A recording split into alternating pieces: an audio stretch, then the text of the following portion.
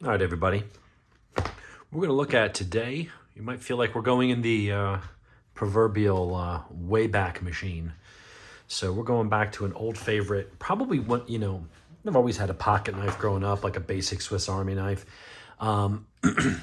Things like that. Cheap knives. But like the first time I actually went out and bought like what I considered like a decent pocket knife and I actually started getting into knives is probably like, I don't know, 20, 25 years ago. And it was one of these, or one very close to it. And I don't know where I lost it over the years. And it was one of those things where I just happened to see it on Amazon and decided, you know what? Whatever happened to that old blade? So I wanted to get back to it.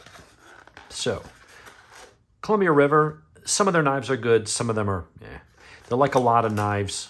For a while, they were kind of like the value brand, but a lot of their designs were kind of cheap and made in China and stuff. And that doesn't mean I'm negative on China. If you watch my channel, you know that I'm actually very pro a lot of the Chinese knives. But what I've found over the years is there's a difference between a company like Smith & Wesson or Columbia River or Kershaw, Gerber, that started outsourcing to China. There's a difference in the level of quality and fit and finish and materials on those knives versus the knives that are just made in China by Chinese knife companies. They're kind of worlds apart. When you look at the Wies, the Civibis, the CJRBs, which I've got one coming tomorrow you might like, artisan cutlery, things like that. Those tend to be really punching way above their weight class in the designs, the materials, the fit and finish, and the overall quality compared to like the Chinese-made Gerbers and some of the Columbia Rivers. Now, some of the CRKTs, one I love is the Hootenanny Ken Onion design. There's a couple others that I do actually really like. But this was like my first legit, all things being relative, some other people probably think, oh, legit is a Microtech. All right, whatever. I got those too. But my first like legit decent pocket knife I bought was the Kit Carson M16 design. Now, at the time, and they still make it, it's called the Classic. So what this is, how many times did I just say is? This is the M16 03Z. All right, let's make sure we focus on that. And so, made in Taiwan, not China. Maybe that makes a difference to some people. So, the one I had didn't have this extra lock that we'll talk about in a moment, and the handles themselves were aluminum, which give it a little bit of a more premium feel. Of course, you'd end up scratching the aluminum, digging through the finish, and then you'd be, it would look battle worn, and some people it bugs, some people it doesn't. But it's like a sturdy, nice little knife. I love the lines on it. This one, so let's go over the specs real quick. 3.5-inch blade. Plain edge, you can get them in Tonto. You can get them in different sizes. You can get them in different steels. Some of them are Sandvik. You can get them in a Tonto blade. But this is the spear blade using Aus 8. It's a nice bead blast finish. So very silky, very nice. I think it looks pretty good. Let's see. Blade thickness is 0.12 inches, so just a scooch over 3 millimeters. Overall length is 8.25. Closed length is 4.75. And it weighs 3.50 ounces. So you've got stainless steel liners, so that's what gives it the strength and a little bit of weight. And then you've got glass reinforced nylon over that, which gives it a nice slightly pebbled texture. When you scratch it, it won't scratch through the finish, and then you see different color. It's plastic or reinforced nylon. So very tough stuff. Glass reinforced nylon is a pretty tough material. I don't know if I would want it as the sole scales, but when it's over stainless steel liners like that, there's almost no flex in it. That's a strong design. It is a flipper design, and I think it's one of the, I'm not going to say he invented the flipper. I don't know, maybe he did. But it is definitely one of the earlier flippers that I recall, and it was the first one that I ever bought. I will say it's a really nice design. It's very ergonomic. Would be kind of cool if they drilled that out, those holes. I know that adds strength, but if they drilled those holes out to match perfectly so you could see through, that would be kind of cool. Maybe lighten it up a bit. Or maybe you don't want that because maybe then the blade will be exposed to things that fall in your pocket. So on second thought, let's just keep it that way. Anyway, what do I like about it? The action is, The one thing I'll say about the Columbia River is that they use on this design, I wish they had just gone to good phosphor bronze washers on both sides. This has a phosphor bronze washer on the top, on this side. On this side, it's Teflon. And so to me, it's smooth, but there's definitely more drag. Now, this is ball bearing, so it's not comparable. You can see how that just whips out. This does not do that. It's a very kind of a soft snick. That may loosen up over time. I could probably adjust the pivot and loosen it, but I don't want to introduce any blade play. But I don't know, maybe just, you know, a 1/16 of a turn is all that would need just to make that a little more flicky. But it's certainly serviceable. I think in some situations, I mean, if you had to open up around people, that doesn't attract as much attention. Both how fast it works and also the sound of it. I mean, I'll stop talking for a second here. You know, it's just a nice, slow but smooth action as opposed to whack, and this thing just comes flying out. Now, that is satisfying, and it's certainly easier, and it's more forgiving if you didn't catch it quite right, even if you just barely hit the thing. Once that detent comes undone, I mean, that thing is just flying out. So we'll put that down. Size-wise, they're pretty much the same. This is my Kenku copy of a Boker Quaken. That's in D2. We'll compare the two in a minute. That's probably the better knife. But anyway, so we've got the pivot point is phosphor bronze on one side, and I wish that they would just do both. I mean, I'm kind of tempted to take it apart and get my micrometer out and find out how thick that Teflon washer is, and then just go get a phosphor bronze washer from a knife supply store, and swap it out. I may do that. I think that would really improve. I don't know why they don't do it. I mean, I can't imagine they're doing it much for a cost savings. But in any case, that would be nice if it was a little better. The other thing here, and I understand the purpose of it, I'm not 100% sold on it, but I wasn't against it enough not to get it, is what they call their LAWKS system, LAWKS. Forget what the anagram stands for. But what that does is, this is a liner lock. So you got your steel liner lock in here, first of all. Blade centering, pretty good.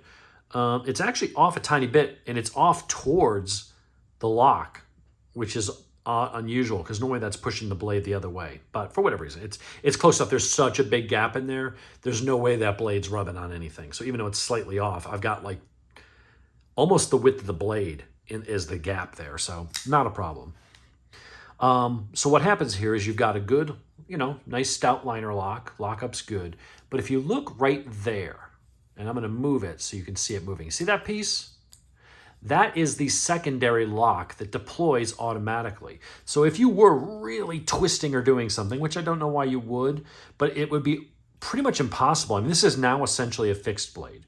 Now, structurally, it may not be as strong as a solid piece of steel, a full tang design, right? But as far as it closing on your hand, that thing can't move. I can't move the lock out of the way because of that little bar. It's spring-loaded. It deploys automatically. So right now it's riding there. And when we do this, it goes underneath, and now you can't unlock it. You're even if you push this all the way over, your lockup is still what? 50, 60%? It's not coming undone. You have to rotate that down out of the way, and then you can lock it. The problem I have with it is that it's hard to do that with one hand. You know, I am a big fan of being able to flick it, close it, put it back in my pocket. I'm gardening. I'm doing something in the backyard. I got a bag of topsoil. I got a bag of dog food. I've got something in my hand. I'm trying to cut or do something, open a package, and I don't want to have to put the package or whatever it is down to take the knife, open it, do the cut, use both hands to put it away. I want to have it in my hand, go flick, cut it, back in the pocket very quickly. I do that, I mean, all the time. Here, I feel like there's now an extra piece. I have to do that, and then I'm going to have to close it against my hand or against something. So I'm not entirely crazy about that. I am probably going to take this apart and see, because I want to measure that washer anyway, but I'm going to see, I can just take that piece out. I don't think, because it's not part of the spacer in there, it operates outside of that. it'll just leave a little hollow area underneath here because there's a cutout under the plastic for that mechanism and the spring to slide in there. I think I can just take that out and it'll just be a normal liner lock. So if I got to take it apart anyway, I'm going to do that. Another thing I do want to mention here is this is one of the few knives that I recall in recent years that the pocket clip is, well, you know what? Let me see. I may be wrong on this. Okay. This one is lefty or righty, so you can move this clip over here. Now, on the original one that I had, it allowed you, it was four-way adjustable, and that may be a difference between this one and the original one I had. So the one that they sell now is called the M16 03S. The 03S is the classic. That is the one that is made the way they did the first run of that Kit Carson design. And since then, they've got different variations and different steels. Some are better, some are worse, some are cheap, some are not as cheap. They have an automatic version. That one was a four-way adjustable clip. It could be tip up, tip down, lefty or righty. This one, apparently, I didn't notice that when I was buying it. Not that it matters to me, although I do prefer tip up. But this one is lefty or righty, but it is only tip down. So maybe that makes a difference to some people. What's this one? This one, it goes in pocket that way, so that is tip up, yeah. So that is my preference. But this is a cool knife. I've always liked this design. I like the swedge. It's nice, clean lines, sharpness. And it should be sharp. Yeah. I wouldn't say it's as wicked sharp as some of the knives I've tested recently. Well, it's actually doing a push cut. So it surprises me. Sometimes the knives I feel are like insanely sharp won't do a push cut. And then this one does it easily. And then the ones that I'm like, it's only okay, it does a perfect push cut. So I don't know.